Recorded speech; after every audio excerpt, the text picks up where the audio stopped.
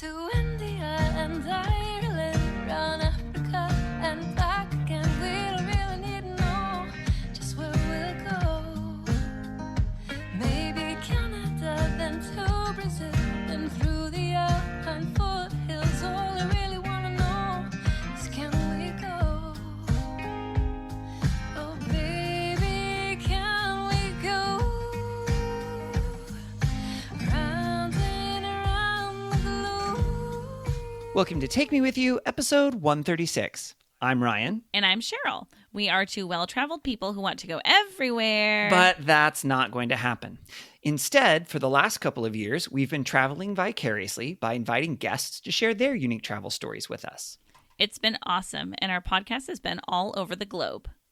Now we're taking some time to revisit the Wish You Were Here segment of our show, where we each share travel attractions that we recommend. Today, our Wish You Were Heres are from Western Europe. Western Europe? Because like all of Western Europe? Well, because we couldn't say other countries that we haven't covered yet that are in Western Europe, because we talk a lot about Western Europe on this podcast. We do. Yes. We do. So, And so do our guests. yeah, and so do our guests. It's a great place. And so we've already covered several countries that are in Western Europe, but we have some episodes that are from here and from there. And so these are the ones from here and from there that are not, have not been covered yet. I think this is the first episode where we're going to talk about several countries. So now our lists are getting shorter. And so we're combining countries, and it's going to be just a lovely trip through Western Europe. Yeah, I think so. And it's going to hit countries that people have heard of, but maybe they've not been to, or parts of those countries that maybe they haven't heard all of the ins and outs. Because a lot of the Wish You Were Heres from Western Europe are not your standard, like go see the Eiffel Tower in Paris.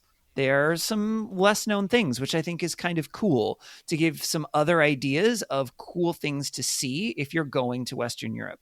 A lot of Americans go to Western Europe. That's when they think of traveling abroad. That's one of the big places that I think a lot of Americans think about for a whole lot of reasons.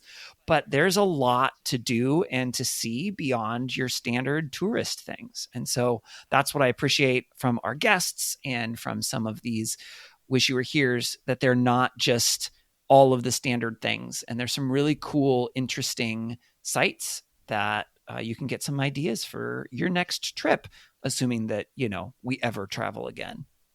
And here's a fun fact. I have not been to any of these countries that we're going to cover. Oh, not even the today's countries episode. themselves. Not even these countries.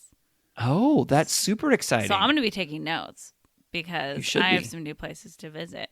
Also, here's another thing I'm excited about is I don't always speak positively about tours. I'm a little picky with finding that. Kind of like you're picky with your museums. I'm a little picky with my tours. There are 4 tours recommended on today's episode. And I'm guessing they're awesome because our guests have wonderful taste. And so that's always fun to find a good tour. Yes. Well, and along those lines, one of them, and you'll just have to listen to hear which one, but is the We Hate Tour Groups tour. So that sounds right up your alley Cheryl. Oh, yeah. I could be friends with those people. Awesome. Well, let's take a listen. So, Lisa, would you like to start? Sure. So this past year, I had the chance to go to Moldova and Belgium, and I'm going to talk about a brewery I went to in Brussels. You all might know that Belgium is famous for their beers and for their, richness. Like, German beers are real, plain. Like, they can only have 4 ingredients by law. I don't remember what there's purity laws for what. But in Belgium, they just kind of throw whatever in there, and it's really in the old timey breweries. There's not too many of them left, but they use cultures from the buildings and from the air built up over hundreds of years rather than putting Whoa. yeast in their beer. What? Now, when you say that they use cultures from the building, like they swab the walls? No, they let it infiltrate they just like let it sit. So the first step of making beer is you make a kind of tea, like you boil water with the beer ingredients. And then the second step is letting it sit out in a really big, shallow pan overnight. So they have this hammered, I want to say bronze pan that fills a huge part of the attic. And these attic exposed beams are just full of like old yeasty, like, bacteria that have been living there and breeding for hundreds of years. And then they get into the liquid. And they don't add any yeast. That's crazy. Yeah, I guess now, like anywhere large they make beer, it's like Pasteur, Louis Pasteur style. Add the yeast. It's way more controlled. Yeah. So yeah, interesting. You can go to this place called Cantillon. That's Cantillon in Brussels, and it's a museum as well as a tasting room, and so they'll show you their whole facility and all the steps, and they make a style what's called lambic, which in the United States we see framboise beer, and that's a kind of lambic, but it's a aged beer. It's aged more like 3 years, which is long for beer, and then they add in fruit to the end. And our American style is pretty sweet, but the Belgian style is a little bit more tart and bitter.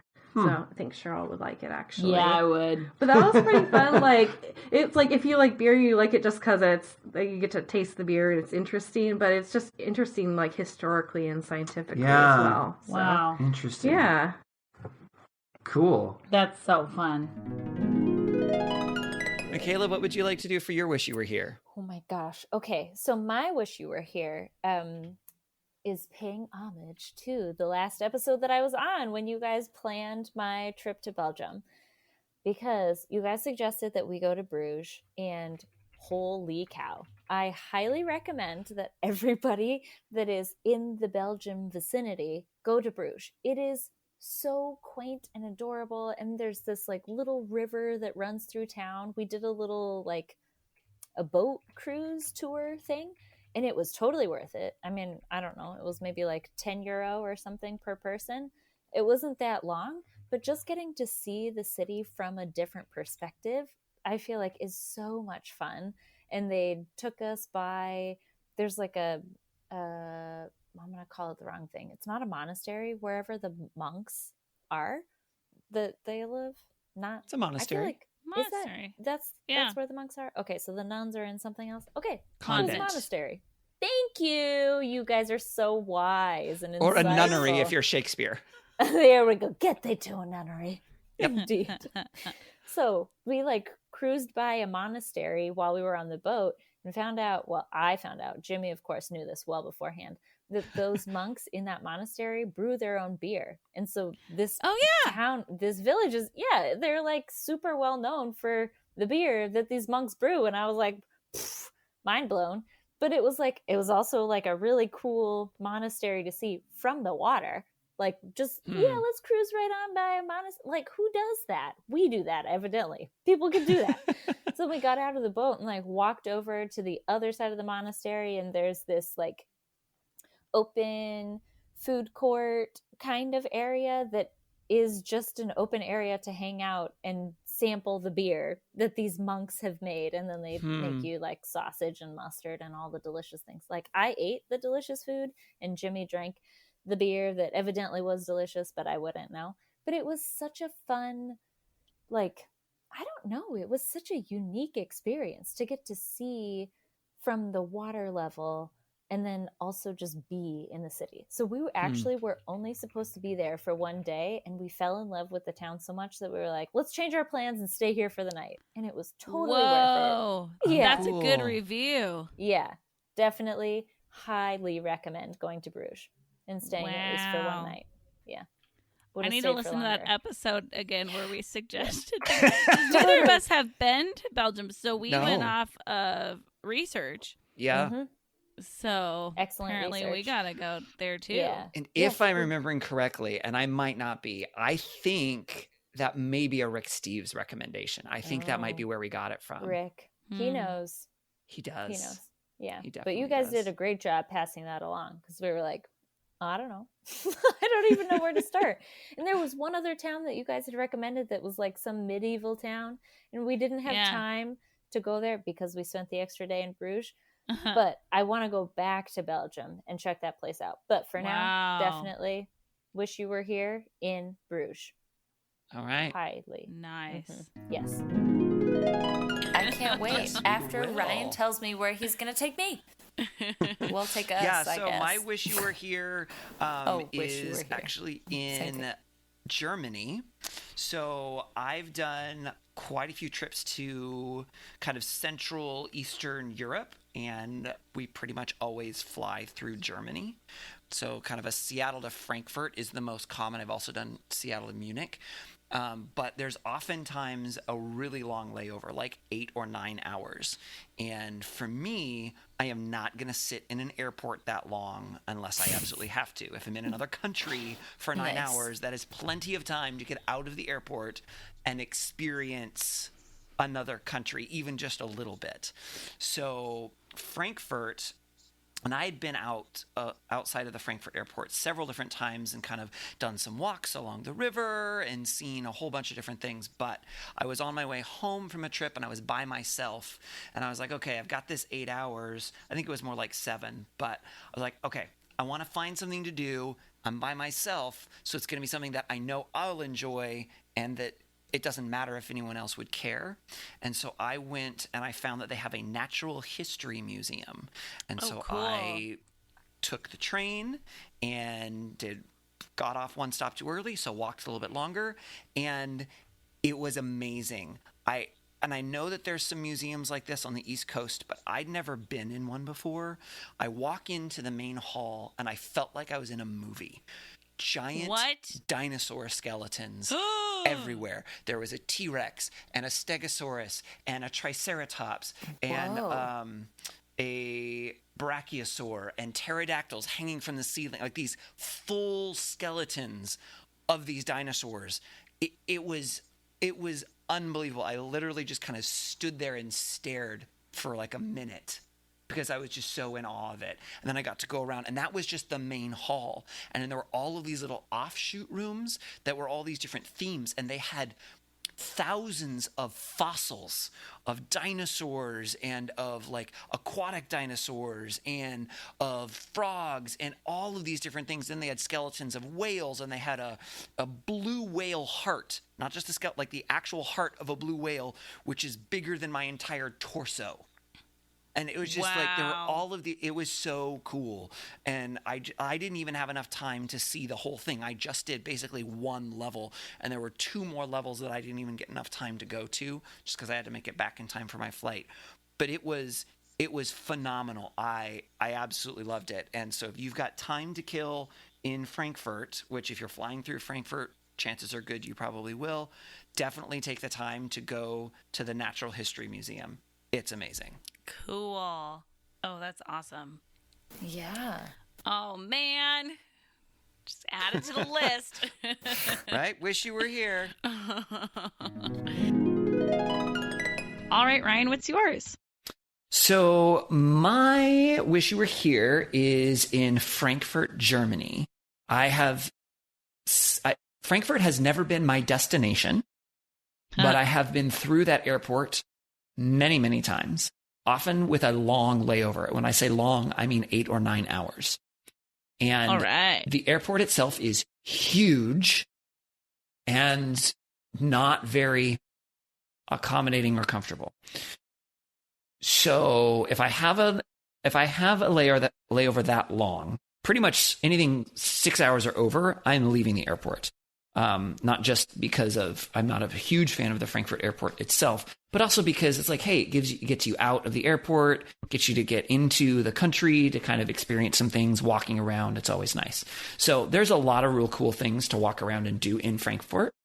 But one of the cool things, I think I've talked about at least one of them before.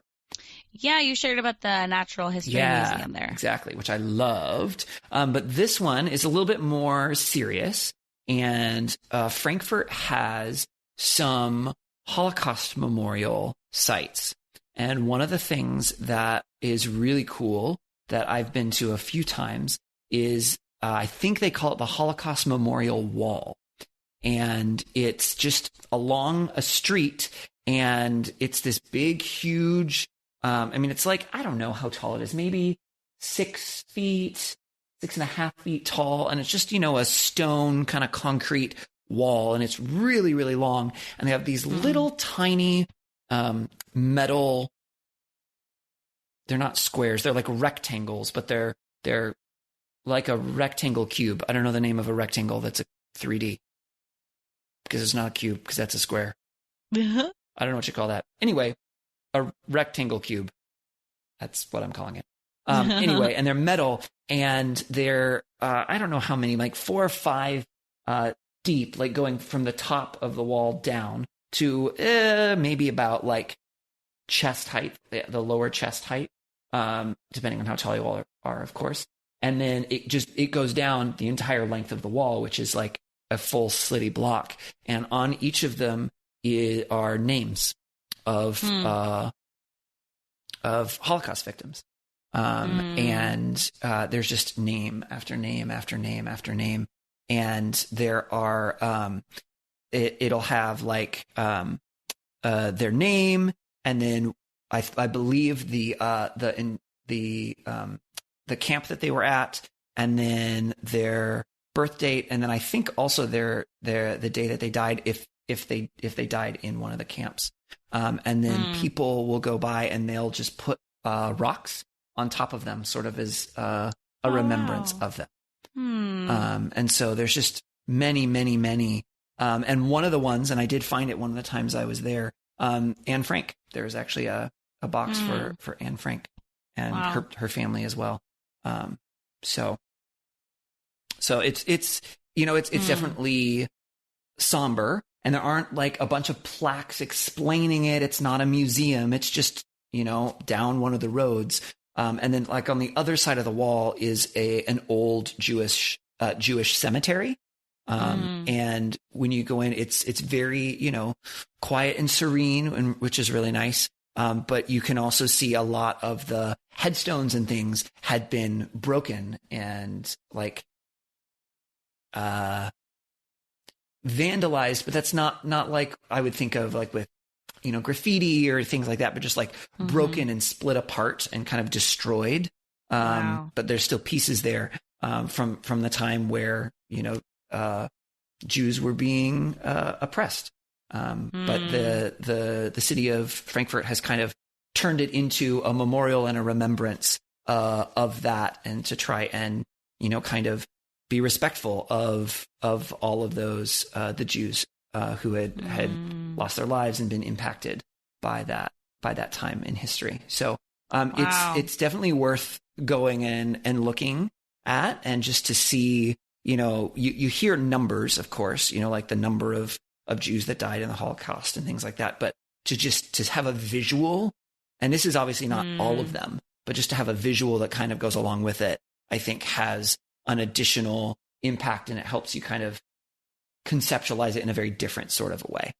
So. Wow. So, yeah. That sounds really powerful. Yeah. So there it is. It's the Holocaust Memorial Wall in Frankfurt, Germany. All right. So Kyle, what would you like to do for your Wish You Were Here? So my Wish You Were Here was 2 things, but they're related. So I hope it counts. Sure. So when I lived in Germany, I lived there on the 10th anniversary of the Berlin Wall coming down. And so that's always kind of, and we moved there, about 5 years after it come down. So when we were originally living in Germany, it was right after that. So when I was in Berlin a few years ago, and then last year as well, I went back. There is, first of all, the East Side Gallery, which is just the longest stretch of the Berlin Wall that's still standing. And there is all this art over it, and it's really beautiful. And then at the very end is the Wall Museum, where they go over the history of how Germany was divided into East Germany and West Germany, the history of the wall, everything that went like all the politics kind of surrounding that and what was going on there. And it was super interesting. It is one of the only museums that I've been to where I cried afterwards. Wow. And while I was there, because a lot of it was still, it happened like in our lifetime. Like a lot of it was still going, even when I was born, like this was happening. People were still dying and, stuck there. And also they give you a free piece of the Berlin Wall. So wait, what? They do. They give you a free piece of the Berlin Wall. It's just a little tiny chunk, but they will give you a piece of the Berlin Wall to take home with you.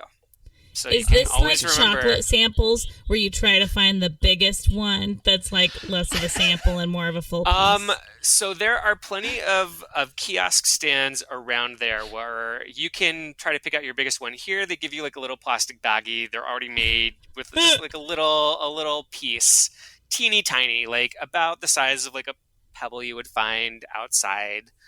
That's part of the Berlin Wall. So. Well, those sound like great places to visit. Yeah, those are great. Ryan, how about you? Yeah, so mine is not going to sound that cool when I first describe it, but it's actually pretty cool. So it's a clock in Bern, Switzerland. And it actually has a fancy German name that I will totally mispronounce, but it's something like the Zeitgogel, which is a super fun name. But it's this big clock in the middle of Bern, which is the capital city of Switzerland. And it's sort of an astronomical / astrological clock that has all sorts of circles within circles that move around. And then on the hour, there's all of these, think of it kind of like a giant cuckoo clock in a sense, where there's different figures that like come out and make sounds and move and do all of these really cool things. And it's really, really fun to just kind of to see it, even when it's not moving, to just kind of look at it and look at the intricacies and to realize that it was made hundreds of years ago and is still running and working. And it's just, I don't know. I find it really, really fun. And then, I was looking at my photos from when I was there just to make sure that I'm not going crazy. But what I'm remembering then is underneath it. So you can kind of walk underneath it. There's just like a hallway that goes underneath it. And underneath it, there's just some like random things like affixed to the wall. They're just metal bars. And here, I'm going to go ahead, and this isn't going to be super helpful for our listeners, but I'm going to go ahead and share my screen with you two so that you can sort of see it. Let me do this one here. And it's a little weird, but they're just these metal bars that are stuck onto the side of the wall. And there's no plaque. There's no description that I could find. But in looking at it, I believe what those were standards of measure. And so like, I think one of those is a meter. And then the other ones are different standards of measure over time. And so like how would you know like how long a meter is? You needed something that was the standard that you could make all of your other ones based on. And I'm pretty sure that that's what a lot of those actually are. So I found that really, really cool as a huge fan of the metric system. And it's just this random, like, again, it's underneath the clock. You just walk through and it's just affixed there. So that's awesome. So there you go. Weird. Yeah, totally random little thing that you wouldn't necessarily know a ton about, but there it is. That's my wish you were here. Cool. I love those tidbits. It kind of reminds me, in Edinburgh, there's the Royal Mile, and it's not a mile how we're used to it because they measured miles differently, like it wasn't standardized. And it's like a trick question that our little walking tour guide gave us. They're like, how long do you think the Royal Mile is? We're like, okay, well, obviously it's not a mile.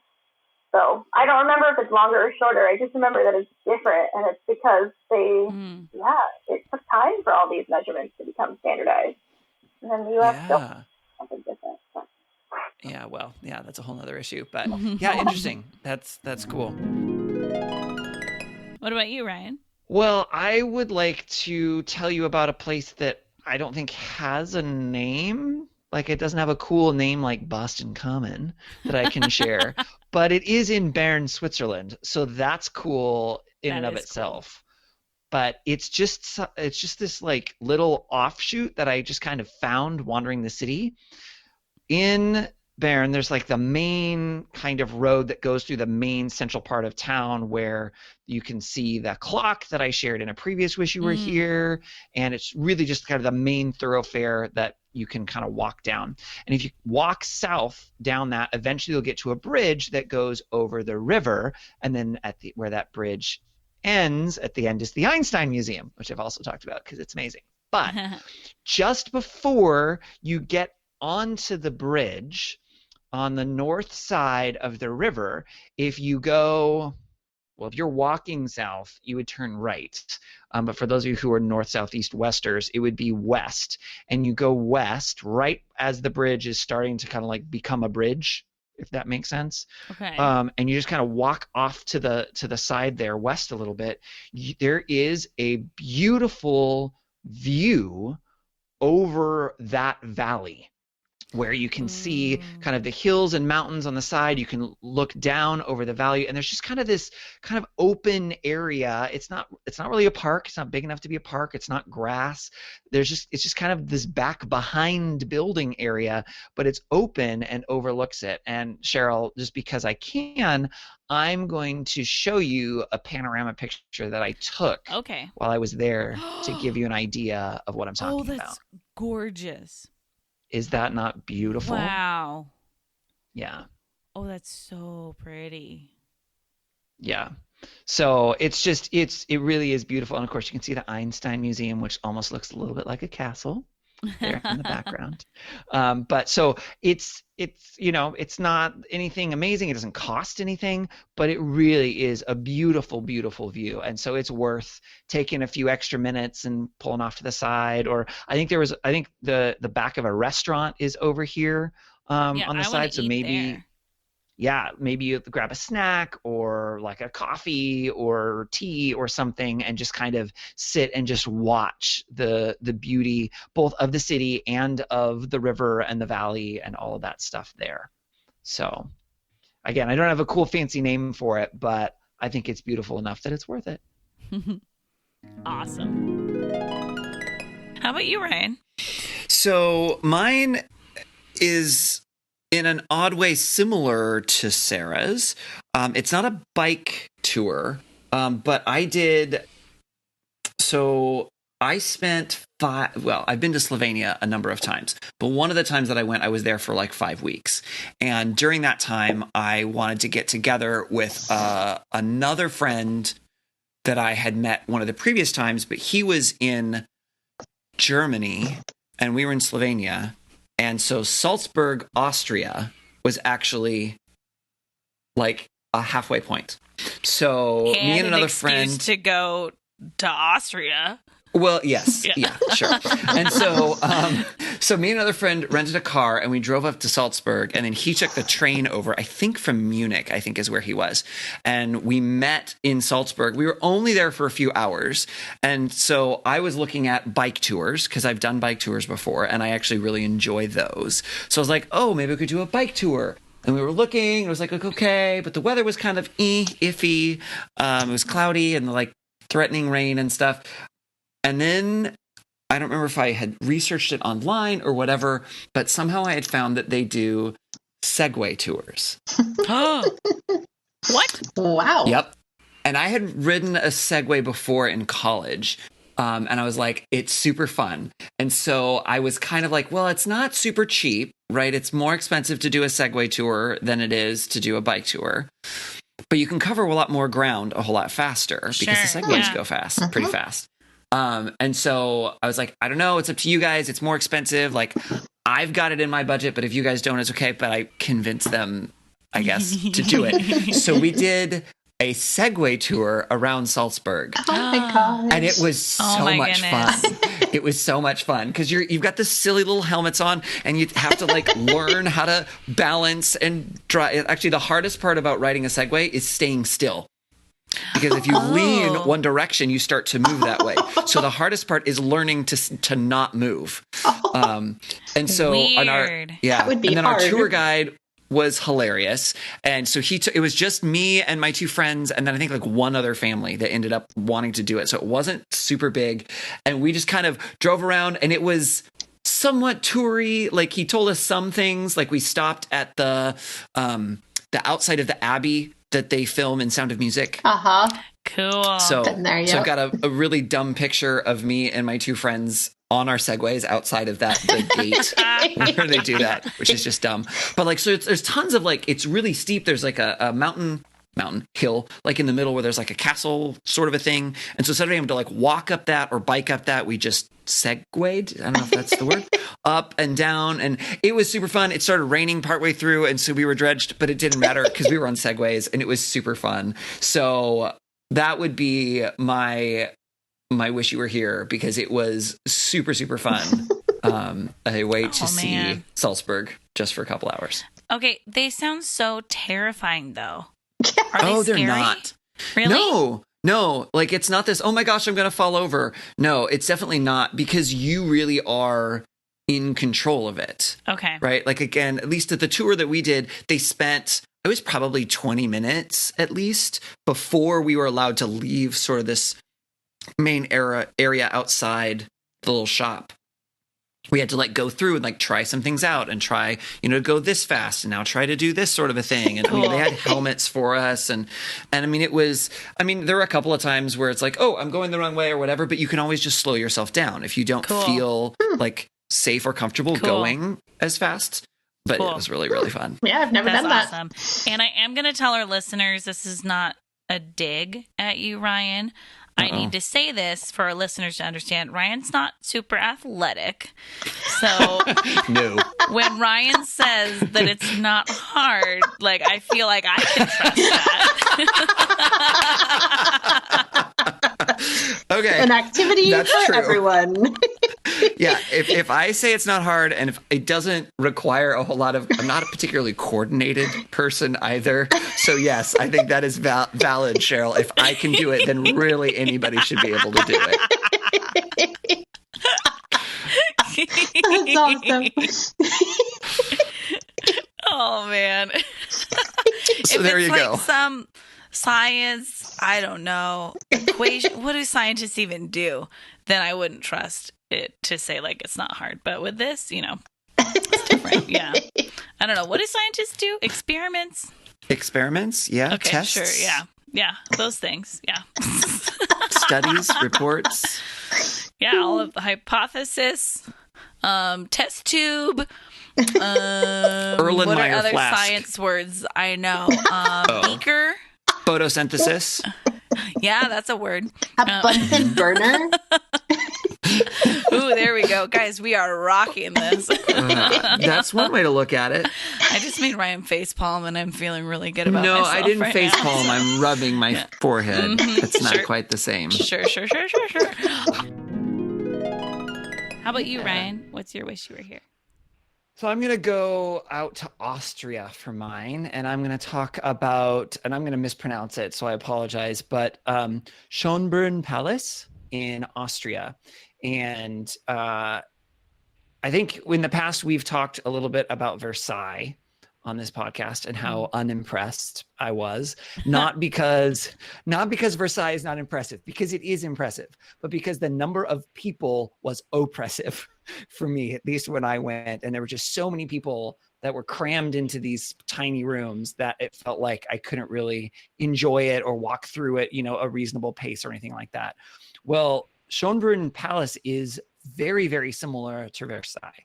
It has a very similar style, similar age, and it even has kind of like that Hall of Mirrors type of place and the huge gardens, and way less people. And so if you could only choose to go to one of those two, for me, I would say Schönbrunn Palace in Austria. So that's what I will do for my wish you were here. That's so cool. There's so many things like that in the world that I feel like are ruined by tourists. I mean, speaking as a tourist, I feel like we ruin most things in the world. Yeah. Well, and it's so funny. I mean, I have those moments with my husband, like if we're out for a drive or out somewhere, and he's like, "Why are all these people here?" And I'm like, "Why are you here? Because you're one of these people too." And so it is the same for us as tourists, that we're part of the overcrowding of certain places. Yeah. But it is fun to be able to enjoy the beauty of a place without all the people. So that's really cool. All right, Tom, what about you? I would say, so in last October, we went to, one of the cities we went to was Lisbon, and I would highly recommend, I can't believe I'm doing this because I don't like tour groups, but there is a tourist group called We Hate Tourism, and they are based out of Lisbon, and they do tours in both Lisbon and in Porto, and another city in Portugal, of course. And I can't recommend them enough. It was such a fun. Number one, the group that we were with, there were 3 other couples, and that was it. So it was just nice. Yeah, so it was just like 8 of us on this tour group, and the guide, is from Lisbon, grew up in Lisbon, did not want to be, like a corporate tour guide. It'd be like a guy you would, just run into on the street or whatever, if and just, kind of let you know what his city was like. And, took us to some of the tourist attractions, but also took us to places we wouldn't have ever even thought to go in Lisbon. Like, there was a abandoned metro station that ended up getting, by the local artists, ended up getting turned into this kind of street art, kind of cathedral kind of thing. So you go down in this abandoned metro station, and you see these people, doing art and that kind of thing. And he talked to us in depth about, he knows some of these kids that do this, and as opposed to these teenagers or whatever that maybe are down on their luck, they go and they get involved in doing art and that type of thing, as opposed to being in a gang or doing destructive things. So and that was just a little part of it, and just taking us into actual neighborhoods, and you could see how people lived and that kind of thing. And it was just, it was great to again get to know the culture, and then also be with these other groups of people from around the world. So there was like a German couple and a Dutch couple and an English couple, and so just getting people's different perspectives of what they thought of Portugal, and then just kind of talking amongst ourselves too. We spent several hours with these people, so just having conversations with them, it was just such an awesome experience. That's great. Oh, that's awesome.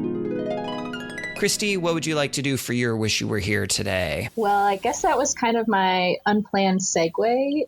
My spot is in Portugal. It's a small town outside of Lisbon, and it's called Sintra, Sintra, and it has like 7, I believe, castles or palaces within. What? And they are unlike anything I've ever seen before.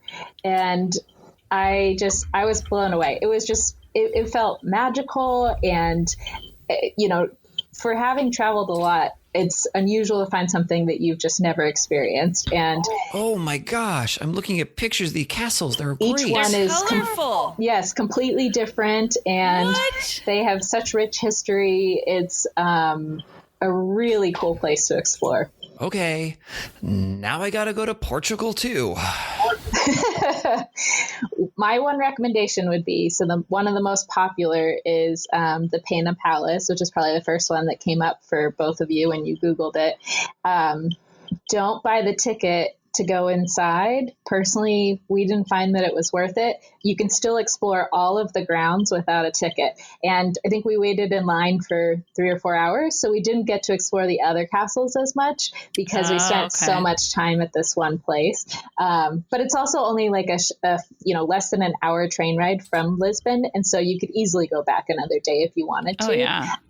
But that would be the spot I would recommend. It was such a unique experience. Man, I got to go to Portugal. All right, now I got to add that to my list of places I want to go on Google Maps. And if you like sweets, Portugal has so many sweets that they're known for, and so you have to try them all. Okay. It's so funny because I love Spain. I've been to Spain 4 times. I'm going to keep going back to Spain. And then I hear people talk about Portugal and I'm like, yeah, whatever. Spain's great. And this is the first thing I think where I've actually seen like an amazing visual of the country where I'm like, man, I got to go to Portugal. Wow. That looks amazing. Well, and you can get there so easily from Spain. Yeah. Because unlike South America, small countries.